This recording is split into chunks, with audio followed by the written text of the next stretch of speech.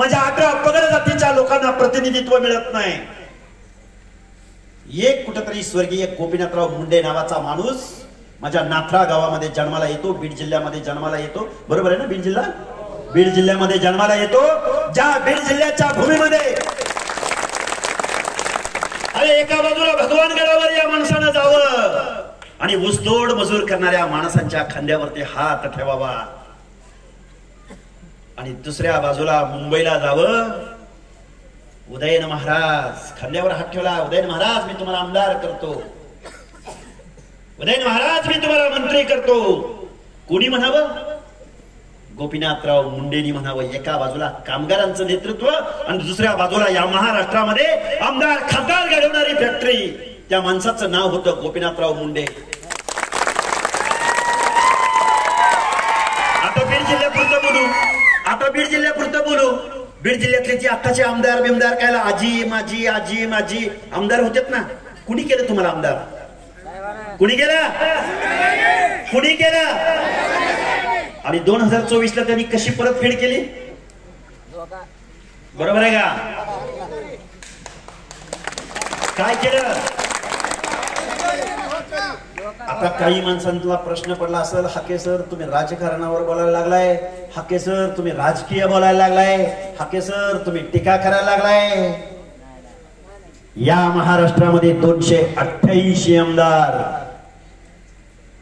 ही माणसं महाराष्ट्राच्या विधानसभेमध्ये तुमच्या बाजूने बोलायला तयार नाही, बोलायला तयार नाही. मग आता तुम्ही आम्ही काय करायचं? काय करायचं?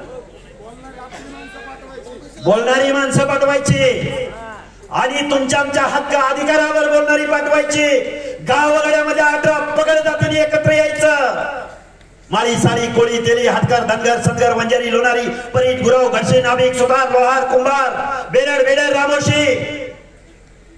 मुस्लिम समाजामधला तेली तांबोळी कासार बागबान सगळ्या माणसांची युती करायची. आमचे दलित बांधव, आमचे आदिवासी बांधव. हे का बोलायला लागलोय मी तुम्हाला? का बोलतोय मी तुमच्या समोर? एक माणूस आला आणि काल परवा इथं उपोषणाला बसला 1 वर्षापूर्वी आणि तो म्हणायला लागला आम्ही आता गरीब झालोय, आम्ही आता गरीब झालोय, आम्हाला आता आरक्षण द्या.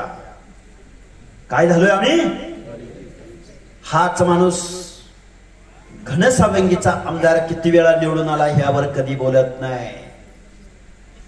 हाच माणूस कारखान्यांची मालकी कुणाकडे यावरती बोलत नाही. हाच माणूस शरदचंद्रजी पवारांच्या घरामध्ये किती आमदार खासदार आहेत यावर बोलत नाही. हाच माणूस दानवे साहेब किती वेळा निवडून गेले यावर बोलत नाही. बरोबर आहे का? हा माणूस काय बोलतो? माळ्यानी लय खाल्लंय. वंजारी तर म्हणले 0.5% आहे आणि त्याला तेवढं त्या आरक्षणात त्याला 2% दिलंय, ते 1.5% काढून घ्या मराठ्यांना द्या. तज्ञ मंडळी बर का, विचारवंत मंडळी. बरोबर? जरांगे पाटील काय बोलले का बघा, एका आंदोलनामध्ये कुठल्या स्टेजवर होते, कुठल्या गावात होते मला आठवत नाही. म्हणले काय माहितीये का, कमी मार्क असलेल्यांच्या आणि कमी गुणवत्ता असलेल्या लोकांच्या हाताखाली आम्हाला काम करावं लागतंय. काय म्हणले? कमी गुणवत्ता असलेल्या लोकांच्या हाताखाली आम्हाला काम करावं लागतंय. सांगतो सांगतो कमी गुणवत्ता असलेल्या लोकांच्या हाताखाली आम्हाला काम करावं लागतंय. आणि गेल्या 78 वर्षात त्यांनी खूप खाल्लंय. काय केलंय? या माणसाला हे माहित नाही की मंडल आयोग लागू होऊन आता 28, 29, 30 वर्ष झाले. त्या आमच्या ओबीसीच्या आरक्षणामध्ये तुम्ही खोटे दाखले काढून तुम्ही कुणबीकरणाद्वारे घुसलाय. आरक्षण कुणाला दिलं जातं? आरक्षण गावगाड्यामध्ये समाज व्यवस्थेमध्ये हजारो वर्षाच्या व्यवस्थेमध्ये ज्या लोकांना या भारतीय समाज व्यवस्थेमध्ये माणूस म्हणून जगायला नकार दिला. हा प्रश्न डॉक्टर बाबासाहेब आंबेडकरांना पण विचारला होता संसदेमध्ये. बाबासाहेब, तुम्ही गावगाड्यामध्ये दलितांना आरक्षण दिलं, आदिवासींना आरक्षण दिलं. ज्या दलितांच्या बाबतीमध्ये अस्पृश्यता पाळली गेली, छूताछूतपणा पाळला गेला, त्या माणसांना तुम्ही आरक्षण दिलं, आम्ही समजू शकतो. पण गावगाड्यातल्या माळ्याला, तेल्याला, हटकराला, धनगराला, बंजाऱ्याला तुम्ही कशासाठी आरक्षण देताय? गावातली माणसं आहेत, त्यांना कळलं पाहिजे म्हणून या गोष्टी मी सांगतोय. त्यावेळी डॉक्टर बाबासाहेब आंबेडकर त्यांना म्हणाले, गावगाड्यामधल्या दलितांना मी कायद्यानं आरक्षण दिलंय, पण गावगाड्यामध्ये गावाच्या डोंगराच्या कुशीला कुठेतरी माझा बेरड रामोशी राहतोय. डोंगराच्या कुशीला कुठेतरी बंजाराचे लमान तांडे, डोंगराच्या कुशीला कुठेतरी वंजारी बांधव राहतोय, माझा मेंढपाळ बांधव राहतोय, धनगर बांधव राहतोय.